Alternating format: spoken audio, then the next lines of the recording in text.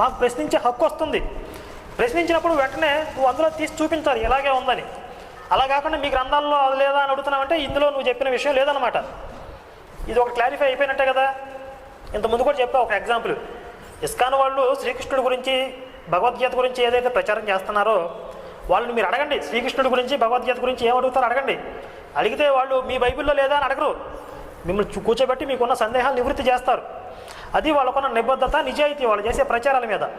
కానీ మీరు ఇంత విస్తృతంగా ప్రచారం చేస్తూ కూడా మేము 4 ప్రశ్నలు అడగానే మీ గ్రంథాలు చూడండి అంటాం. ఇది నువ్వు చేసే మత ప్రచారం. కనీస మత బోధకుడికి ఉండే బాధ్యత కూడా నువ్వు తీసుకోవట్లేదు. ఆ తర్వాత బ్రహ్మ సరస్వతి గురించి, సరస్వతి బ్రహ్మకు కూతురు అయిద్దని, భార్యగా చేసుకున్నాడని, మోహించాడని, ఇలా రకరకాలుగా చెప్పాడు. అసలు ఆయన చదివిన వాక్యంలోనే దానికి ఆన్సర్ ఉంది. ఇంతకుముందు డిబేట్లో